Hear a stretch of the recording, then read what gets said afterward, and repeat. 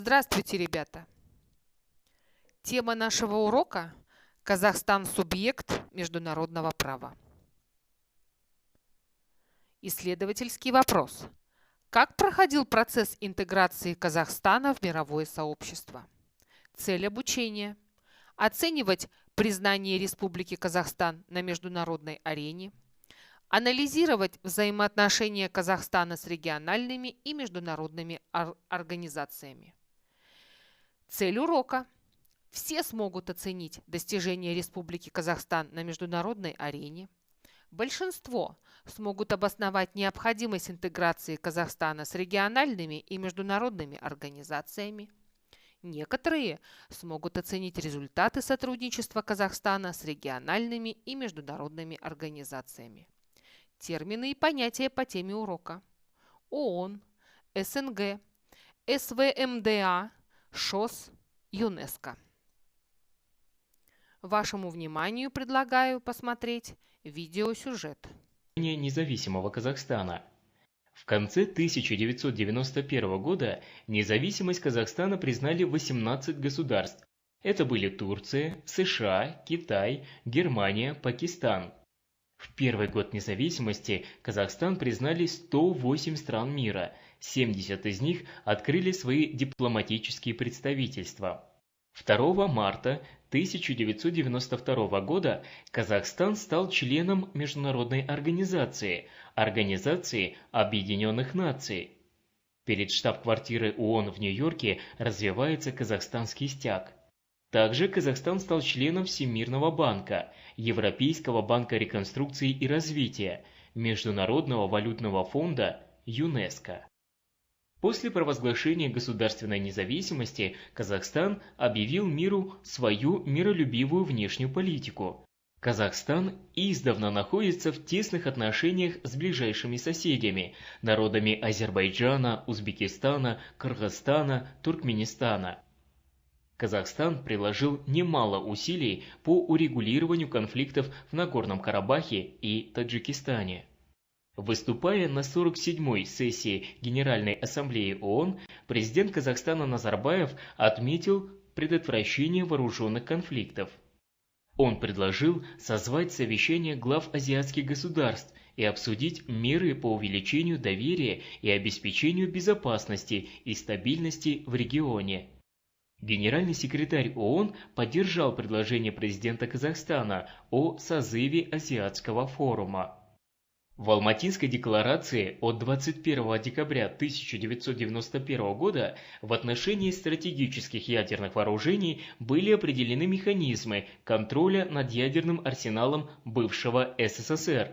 Казахстан ратифицировал договор о нераспространении ядерного оружия, договор о запрещении испытаний ядерного оружия, присоединился к Конвенции о запрещении разработки, производства и накопления запасов бактериологического, биологического и токсичного оружия и об их уничтожении. В последние годы серьезное место во внешней политике Казахстана занимают встречи Шанхайской организации сотрудничества. 26 апреля 1996 года в Шанхае прошла первая встреча 5 государств – Республики Казахстан, Республики Кыргызстан, Китайской Народной Республики, Российской Федерации, Республики Таджикистан, имеющих общие границы. Общая территория этих государств занимает 3/5 площади Евразии, а численность их населения составляет четверть населения мира. Поэтому сотрудничество этих стран имеет большое значение не только для народов этих стран, но и для народов всего мира.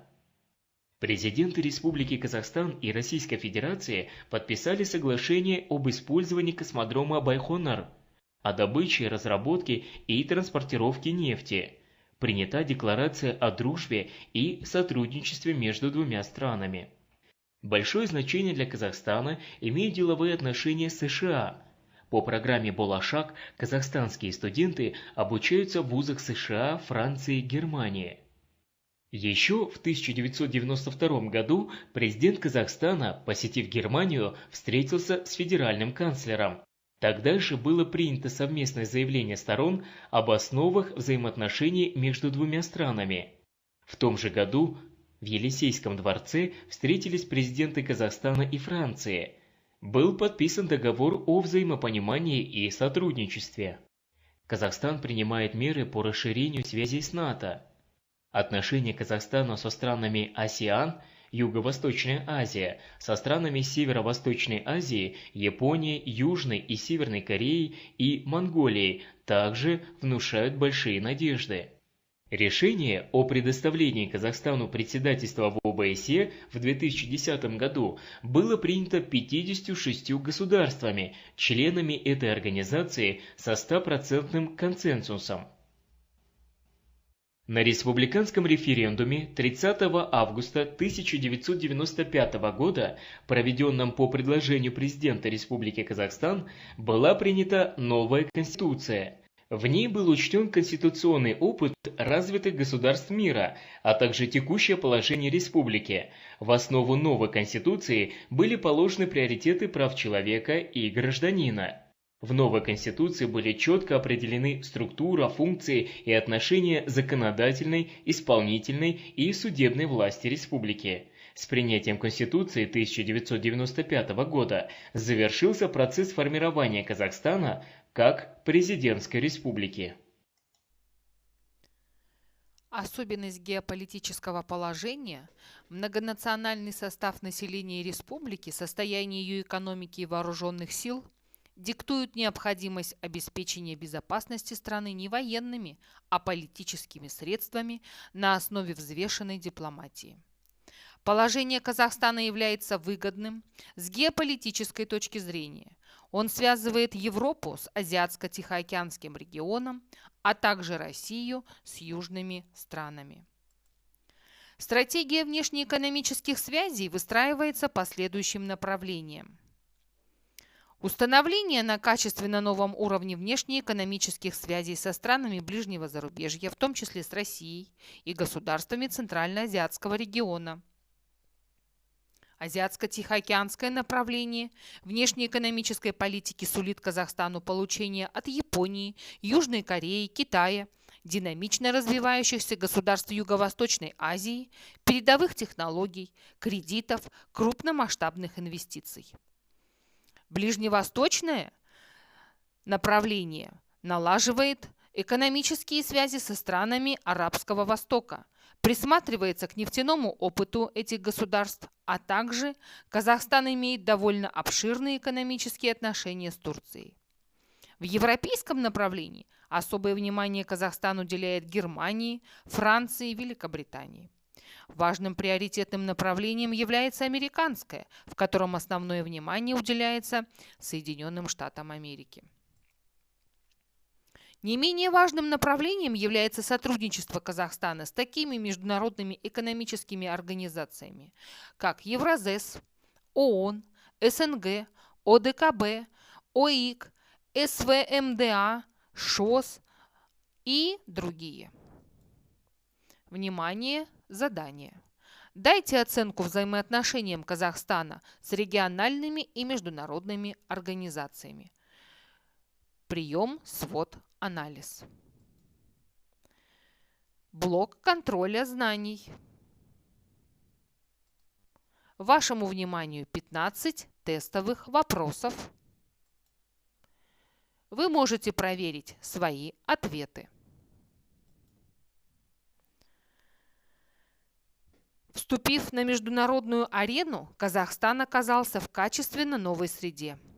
Став независимым и суверенным государством, Казахстан начал вырабатывать свой внешнеполитический курс. Внешняя политика республики строится так, чтобы ее осуществление обеспечило Казахстану, его народу, достойное место в мировом сообществе. Давайте проведем с вами рефлексию. Что у вас было хорошо? Что вам было интересно, а что вам мешало? Закончить наш урок я хочу словами первого президента Республики Казахстан Нурсултана Абишевича Назарбаева из послания к народу Казахстана от 30 ноября 2015 года. Всего за четверть века Казахстан состоялся и как суверенная национальная экономика, включенная в глобальные хозяйственные связи, и как государство, ставшее полноценным участником мировой семьи наций. Домашнее задание. Прочитать раздел школьного учебника «Возрождение государственности Казахстана», глава 19, ответить на вопросы. Спасибо за внимание.